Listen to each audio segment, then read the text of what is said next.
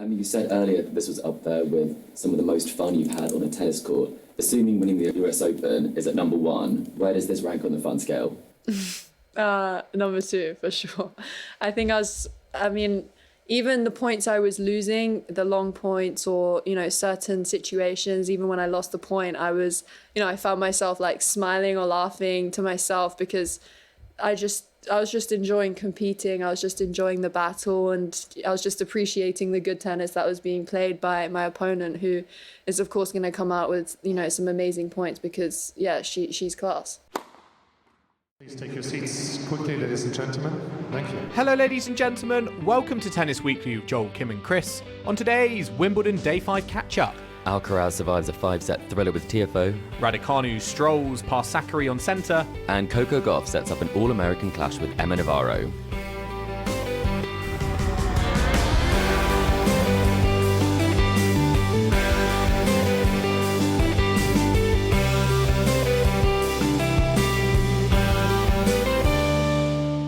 Chris, today is the 5th of July and we are here to catch up on Day 5 from Wimbledon at Tennis Weekly HQ. And after the emotional Andy Murray farewell tribute, we got the rain. Yes, it's been one of those days at the championships that makes you wish every court had a roof, because lots of singles matches have been suspended through to tomorrow. What we did get, though, was an absolute treat from Carlos Alcaraz and Frances Tiafoe, serving up a 5-set thriller. Emma Raducanu blitzing Maria Sakkari to make round 4, and New Zealand's Lulu Sun achieving a piece of history, becoming the first New Zealand player in history to reach the ladies' singles 4th round at Wimbledon. There were also wins for Paula Badosa, Madison Keys and Coco Gauff. But Chris, first, the rain has been coming down for most of the day. But I'm not going to lie, after yesterday, I'm sort of glad it has, because it's given us a bit more time, I think, to reflect. And it's given my voice a little bit more time to get composed after that Andy Murray farewell parade. This is your wellness check, Joel. How are we doing overall? I was just so emotionally drained after yesterday. There's only been a few experiences I've had in my life where I feel like I've been that drained.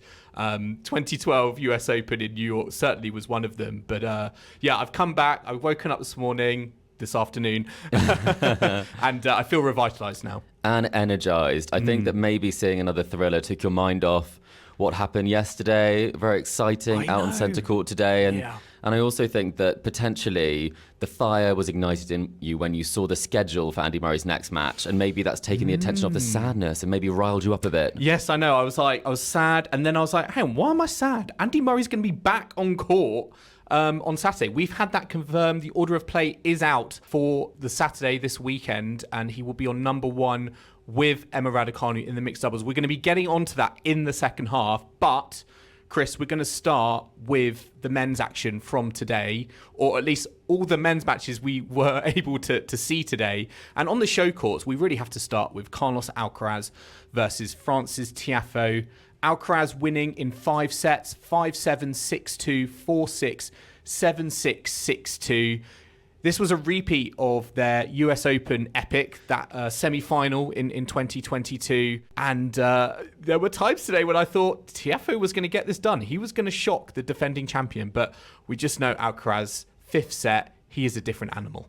He is indeed, and I think that's one of those records that's so impressive for someone of his age. I think he proved that at the US Open when he first won it. He almost was kind of winning everything in 5 sets. I think it was almost the most number of 5 sets that someone has gone on the way to winning a title. And he's 12-1 in Grand Slams. I mean, that is 5-set matches. That's something else, and I think that a lot of people wanted to know why he was so good at this. And so the question was put to him as to why he's so good in the 5th set, and here he is to tell you.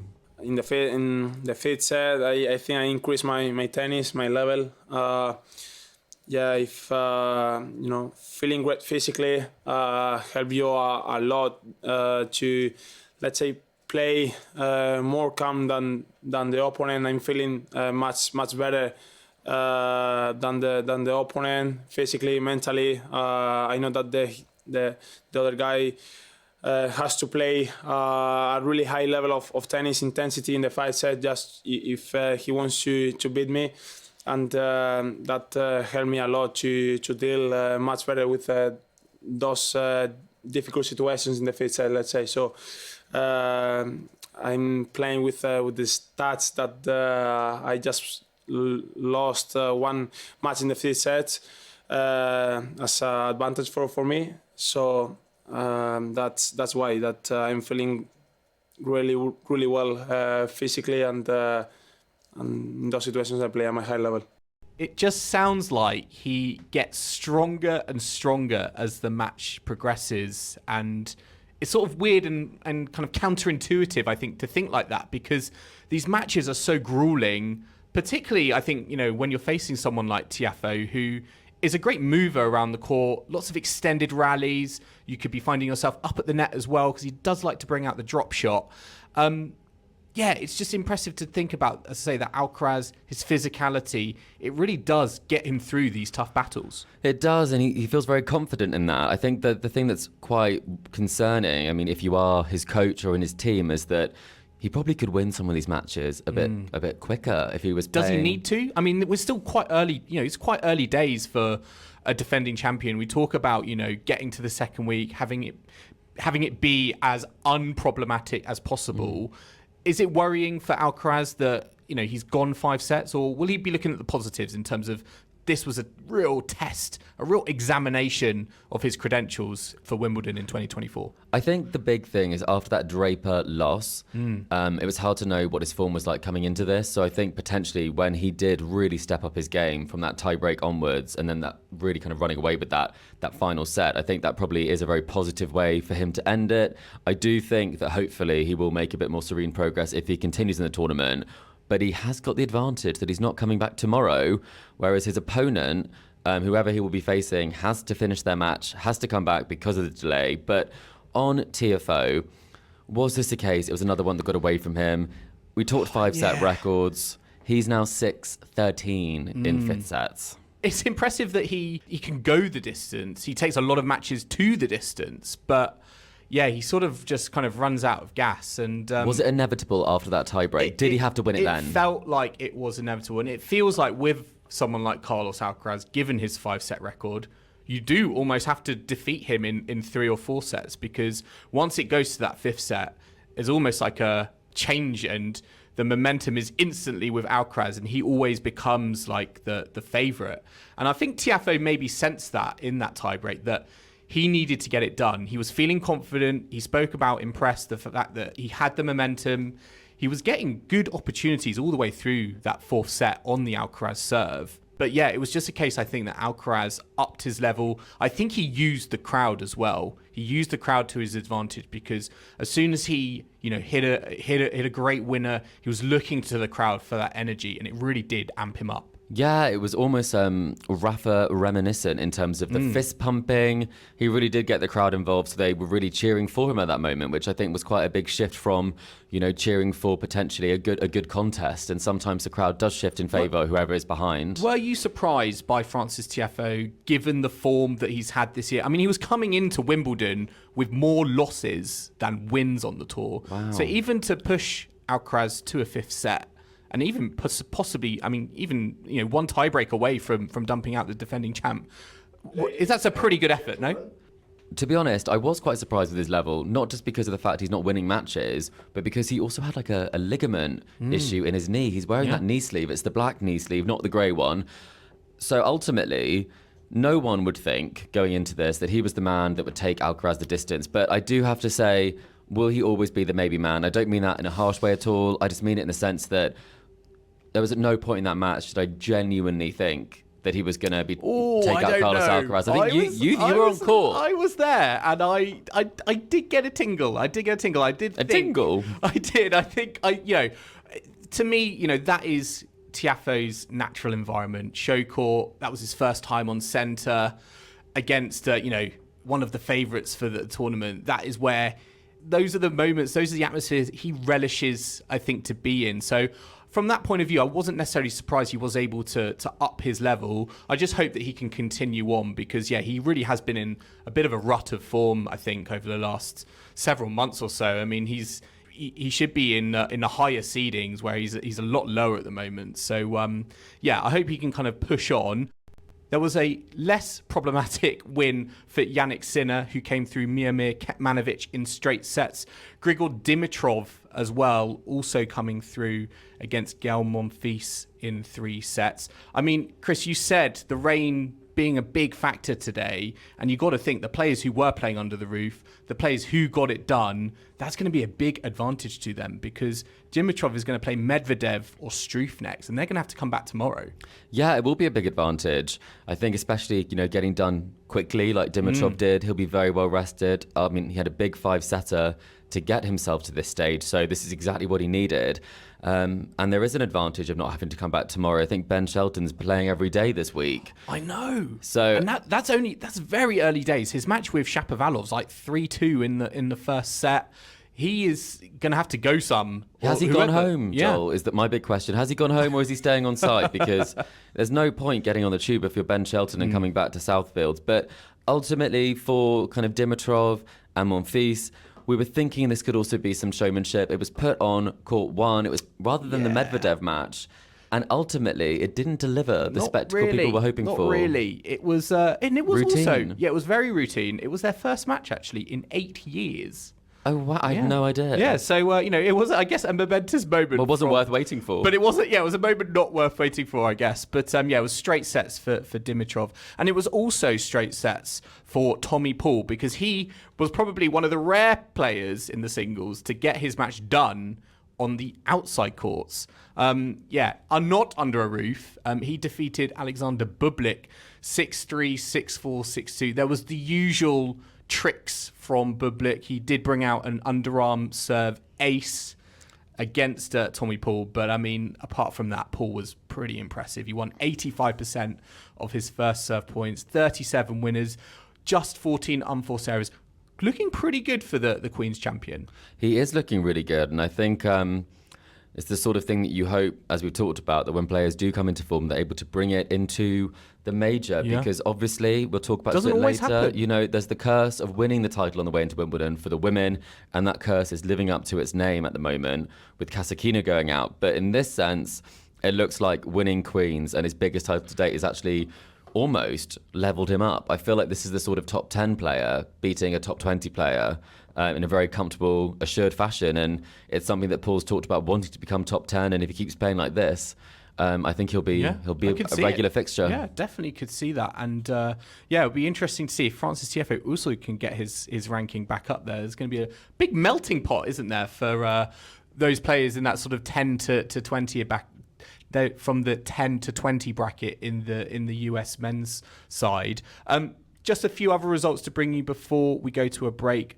I mean, Humbert versus Nakashima, that's in a 4th set tiebreak. That is also in a very terrible time to stop. I know, possibly the worst time to stop. I think you can't downtime. You can't warm yourself up. How do you go to? I was just thinking, how do they go to sleep with so much on the line? So much on the line. We can ask them from the day. We'll ask them tomorrow. Yeah, maybe we should. But we've got to end, Chris, on the fact that Fabio Fognini is a set away from week 2 of Wimbledon. I mean, who would have thought of that? You didn't even think he was an active player. Was not convinced. I really wasn't convinced. I've seen him on the Challenger circuit, and I thought that maybe he was just trying to kind of, I don't know, get his ranking up a little bit, get a bit of money in retirement. All of a sudden, I'm on the cusp of reaching round 4. I didn't know how he'd got into the draw necessarily. So, I mean, he's made the most of the fact that he is in the draw, and a few players actually are. I don't know why they're doing this, but I think Struff also has dyed his hair bleach blonde. Fognini has. Maybe I feel like it's a football thing. It does feel quite football, doesn't it? Is this a trend from the football world coming into the tennis world? It could be. Is it going to be coming into Tennis Weekly HQ? I won't be doing it. Okay. We'll have to ask Kim tomorrow. Oh, yeah, of course. Yeah, let's ask Kim. Kim, actually, I'm going to ask her right now. Kim, if you're listening, would you be interested in bleaching your hair? Sort of a yellowish. Yeah. Go watch colour. Fabio Fognini tomorrow. That's what we're looking for. No toner. Right, we're going to take a quick break now, but do join us in the second half where we will be taking a look at all the women's action from day 5, including Emma Raducanu strolling past Maria Sakkari to reach round 4. So do not go anywhere.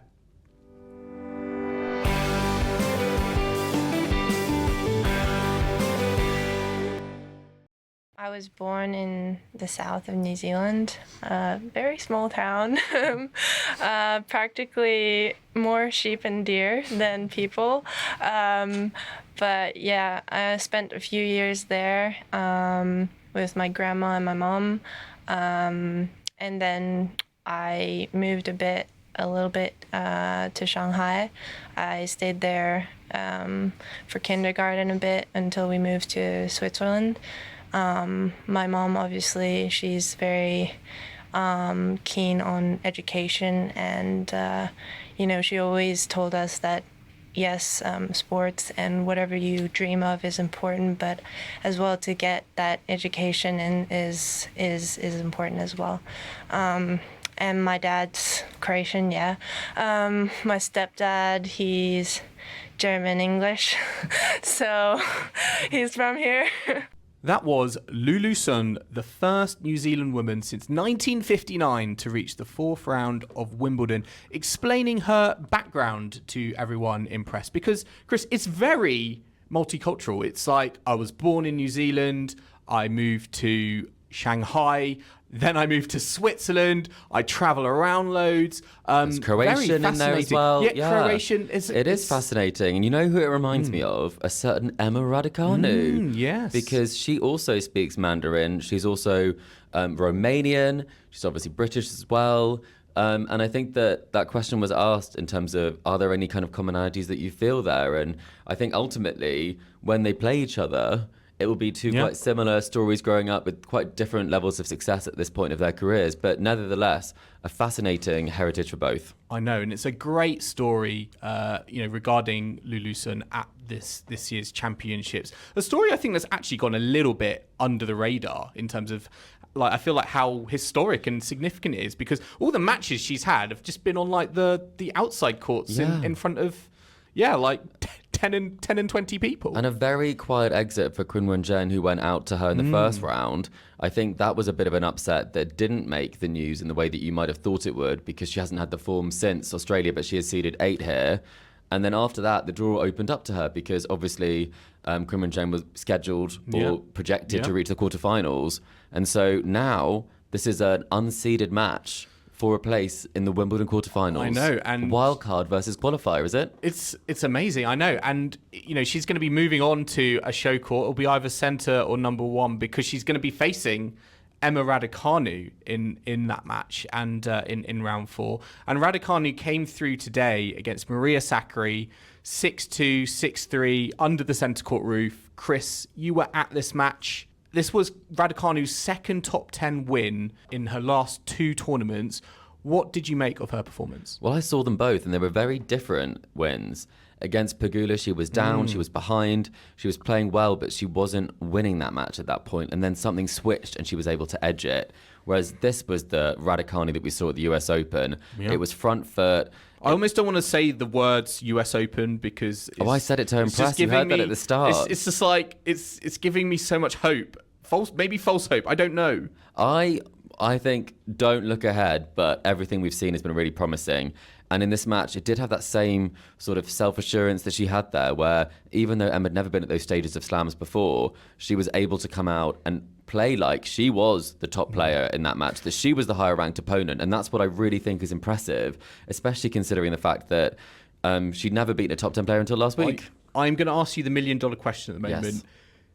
Does the tennis that you saw today against Maria Sakkari, is it giving you US Open vibes?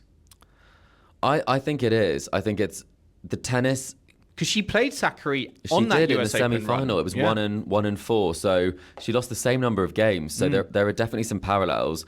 Is this the best I've seen her play tennis? I think she did play better in the US Open in terms of taking on more balls. Yeah. I think in this match, Sakkari and quite a few opponents who she faced in the US Open run were missing. Sakkari made a lot of unforced errors. Why do you think that is? Because Maria Sakkari, she's been in the game long enough.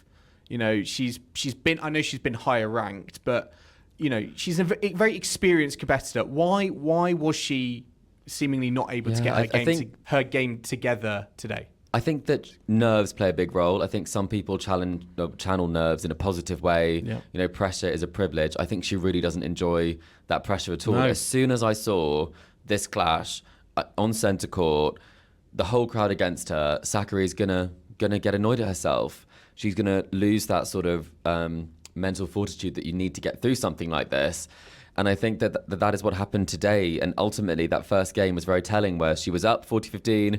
She played some great winners, and then she ended up getting broken. And then from there, it was a one-way train, really, because Emma just played better and better. There were moments where Emma was down. Her serve, she served some aces at those points. She really was playing carefree tennis and really enjoying it. And I think that whatever round she gets to, I don't think she's going to feel the pressure. I really don't, based on the way that she's talking. It's all almost just like a fun match she's playing. Better equipped now, I think, to handle this run, because we've spoken on a previous pod around how her run when she got to round 4, Ilya Tomanovic, it did get too much for her. It did, yeah. She had to retire. She had to walk off the court, and we didn't come back. Didn't come back. We didn't see her, and it feels like this time round, the monkey's off her back. She's playing great tennis.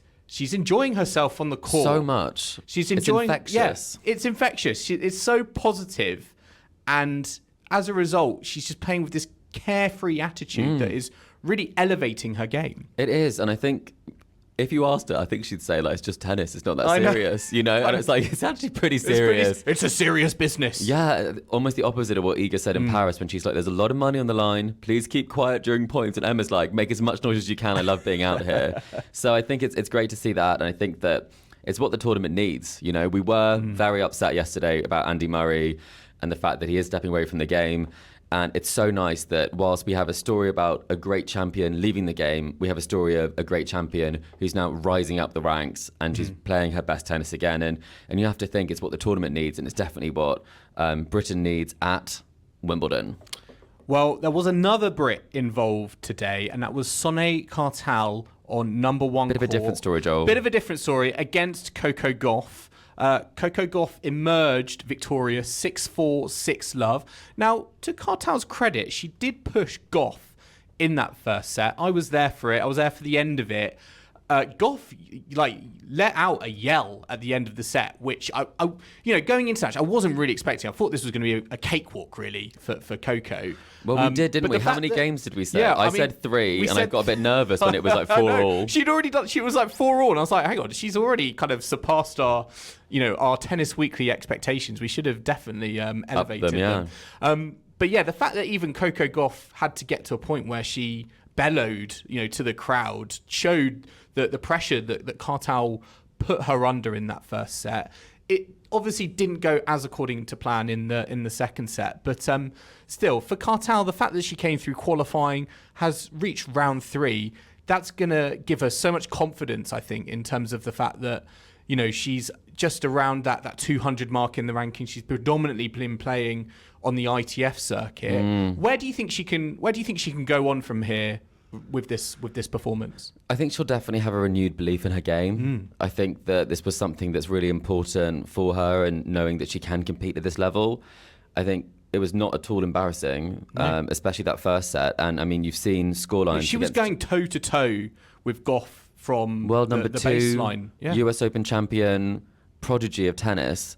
And I think that that's something that it reminds me a lot of kind of the Jacob Fernley story as well. And I think, taking a set off Novak Djokovic, the confidence you can take from those sorts of results. And, the next time that she's in a situation where she's playing and she's facing adversity against a player who's lower ranked than some of the players she's beaten, she can draw on the experience of, finishing off Clara Burrell having dropped that second set or coming through qualifying. Yeah. To make it and earn her place here. So many positives, and I think that it's something worth, commemorating the success that she's had. Definitely, and I do like the fact that, she wasn't awarded a wild card into the main draw this year. She had that in the past. I think she had that in the past on 2 occasions. So there's a little bit of, I think, like, hang on, you didn't. Well, next I've year, done it the hard way now, and I've shown my worth. So yeah, great performance from her. I mean, Coco Gauff, interestingly, next has Emma Navarro. She defeated Deanna Schneider, who was your favourite. Yeah, seemingly. I mean, she was on a great run of form. She was on an 8-match grass court win streak. Bad Homburg champion. That is going to be a very interesting matchup. It's not the match that necessarily Coco thought she was playing that's when asked right. on court. Because you were That also, was funny, yeah. It was funny. I couldn't really believe it because I think the on-court interview at the end actually said, "Oh, you're playing Emma next." And she was like, "Well, I know you'll all be against me," to the crowd. And everyone was thinking Emma Navarro versus Hang on. Coco Gauff. I'm pretty sure that Coco would be the fan favourite there. So I think she must be one of those players who just doesn't look at the draw and just plays whoever's in front of her. So, I mean, it's some fascinating. players do that. Yeah. Some players do that. Some like forensically analyse the draw, but others, they just take it one match at a time. And I mean, she does know that Emma's in her half. Maybe it's that. Maybe it's they play that. on the same day. We'll see. I mean, another victor today was Jasmine Paolini. That was the first match on centre court. Paolini versus Andreescu. Paolini winning 7-6, 6-1. Again, Chris, you were there for this. I've been very impressed with how Paolini has kicked on from being in the French Open final, going from clay to grass. I don't think she had even won a grass court match until Eastbourne. That's right. She'd never won a grass court match until Eastbourne. And watching that today, I couldn't believe the level that we saw from her. And I think she might not always have believed that she could have been. Is this an after effect of the French Open and getting to the French Open final? Where do you think this has come from? Well, I mean, to be honest, it's quite hard to know because it seems that she's a bit surprised herself. And if she doesn't know, and we can hear from her now in terms of not knowing where this grass format came from and not always having the belief, then I'm not sure I can answer that. But let's see if she can. The first time I qualified for Wimbledon for the qualis, it was a really weird relationship with grass. I think I remember I won with Sabalenka in 60k or 50k, I don't know, in Italy, and I said, oh, maybe I can play here.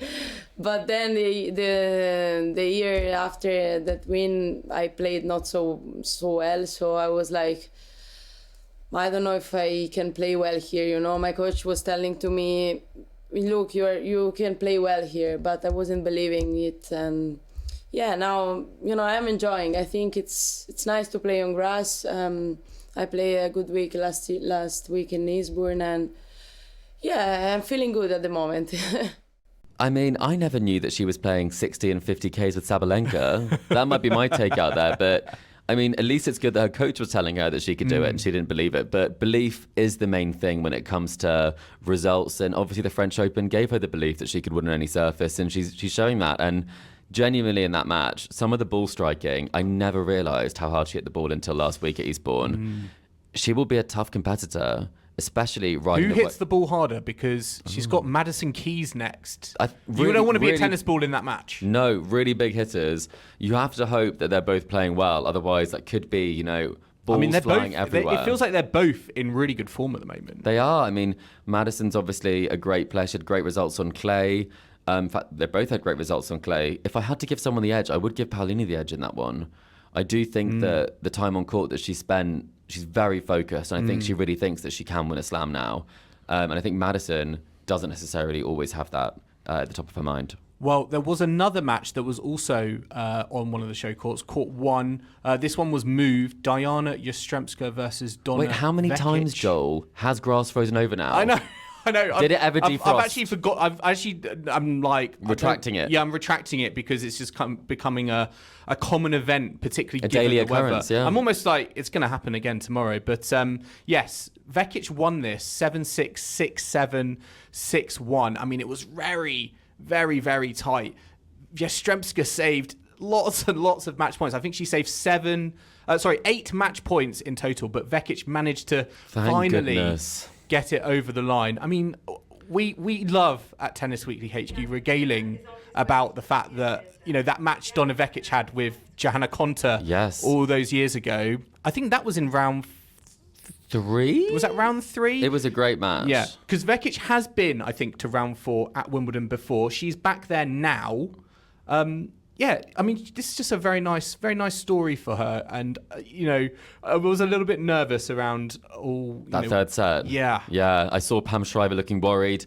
We were actually in a press conference with Carlos Alcaraz at the time, and I was watching the live scores, which I have done an awful lot. I think the last time, actually, Joel, I did that, it was the Wozniacki live scores that you said, and this time it was Donna Vekic. We should also say, listeners, we did actually go to Wozniacki's press after we recorded yesterday. So we have to confess we did do that, and we did put a question to her around the scheduling.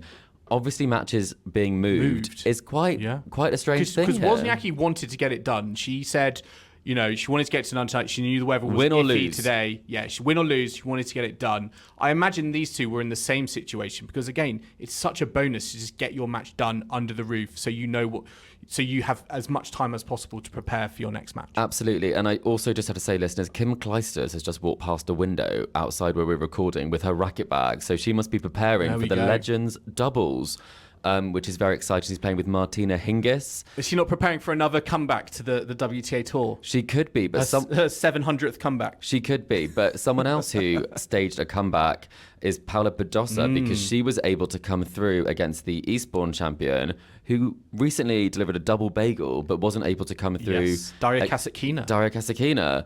And I mean, who saw this coming? No, especially after that statement she had about put the up. pain. Yeah, her back pain. She's the doctor said don't play. Yeah, she's very candidly spoken about the fact that she didn't know if she was going to be able to play, whether she was going to be forced into retirement early. Yeah. So to see her get this win, 2 hours 51 minutes, a really gutsy performance. Physical. Yeah, I mean, one of the matches of the ladies' tournament, to be honest. The high level, everyone has said. I didn't catch it myself, but the numbers were very positive. But yeah, it was nice to see because she spoke about. I know it's not my first time in the second week of a Grand Slam, but for me, it's a special one because a few months ago I didn't know if I could play tennis anymore. So to be here is very special. Amazing. So truly emotional moment. It is. It's almost like a miracle is the way that she's painting it, and I think that hopefully she can get some of those results at majors that will make her number 2 career high ranking feel a little bit more warranted. Well, Chris, I'm glad you talked about miracles because miracles do happen, and I feel like this section of the draw is a miracle to someone because one of these players is going to be reaching the Wimbledon semi-finals. Emma Raducanu, Lulu Sun, Paula Badosa, or Donna Vekic. Oh wow! Where are you? I'm looking at Emma Raducanu. You're looking at Emma Raducanu. Okay. Oh my goodness! Okay. You did pick her for quarterfinals in collector set. Yeah. I had her going out today, so Joel, you may be heading to a very good collector set score. But it's very exciting. I mean, that bracket is wide open. Lots of lovely stories, I think, are there as well. Everyone there is. Everyone, it feels, is kind of deserving. So, we will have to wait and see. But let's look at the order of play for day 6. Centre court, we have got Cam Norrie against Alexander Zverev, then on Jabeur against Elina Svitolina, followed by Alexei Popyrin and Novak Djokovic. Then on number 1 court, we've got Shapovalov versus Shelton to finish. Then Swiatek Putintseva. Chris, I know you're going to be excited about this match. Rybakina, Caroline Wozniacki. I've already put my request in. Yeah, I know. Yeah. I was like, I'm not actually going to ask which match you wanted because I just knew that was going to be Chris's ticket. It's ladies' matches for me all day tomorrow for sure. Right, predictions time. Once again, I want your winner and number of sets. Let's go Norrie versus Zverev. Norrie in 4. Jabeur Svitolina. Jabeur in 3. Stuttering. Yeah. Jabeur in 3. Okay. Popyrin Djokovic. I really don't. Joel, you have to answer this one because I do not know where Novak Djokovic's form is at, having watched him. Popyrin's pushed him close as well. Before. I can see. I don't want to say this, but you never know with Djokovic. I can see Popyrin getting that. Ooh, Djokovic, okay. I was really worried about his movement, I've got to be honest. Djokovic in 3. Shelton Shapovalov? I think Shapovalov's going to come through that. Okay, yeah, I can see that. Swiatek Putintseva? Got to be eager in 2. Yeah. Rybakina Wozniacki. I would love Wozniacki in 3. The centrepiece on number 1 tomorrow. Oh, that would be wonderful, Wozniacki in 3. But yeah, I mean, it's a great day, so much tennis, and potentially those who didn't get to see the tennis today, it is actually to the benefit of those who are coming on Saturday and the weekend tennis fans. The weekend tennis fans. I mean, yeah, exactly. At least it's gone to a non-working day. I think that's the positive way to look at it. And finally, Maria Raducanu, Arevalo Zhang. Maria Raducanu. I didn't even know where to begin because mixed doubles can throw up the most random champions. I think they're going to come through this one tomorrow, but I'm not sure. I think it might be a bit like the Serena one. They'll have a couple of good matches, and then I think probably it will end. But either way, looking forward to it. Okay, well, we shall see. I mean, lots and lots going on the outside courts. I even forgot about Barbora Krejcikova is there, Musetti, Safulin, Fognini to finish, Pericard. Yeah, it's all going on. So lots and lots to look forward to. Kicking off the weekend. Listeners, I hope you've enjoyed our latest episode of the Tennis Weekly podcast. Remember to subscribe to us to stay up to date on all the action to come from Wimbledon. We're on Apple Podcasts, Spotify, and all major podcasting platforms out there. And if you like what you're hearing, then make sure to leave us a rating and review on Apple Podcasts or Spotify. You can also follow us on social media or email the show. We're on Facebook, Instagram, TikTok, YouTube, and X. And we're posting all sorts of things from Wimbledon, so do follow us. You can purchase Tennis Weekly merch at etsy.com/shop/tennisweeklypodcast. You can email us at tennisweeklypod@gmail.com or do check out our website, tennisweekly.co.uk. And as always, we will be back tomorrow from Wimbledon at Tennis Weekly HQ for our Day 6 catch-up. It's going to be a cracker, I'm sure, so do join us for that. But in the meantime, it's goodbye from Chris. Goodbye. And it's goodbye from me. We'll see you again soon.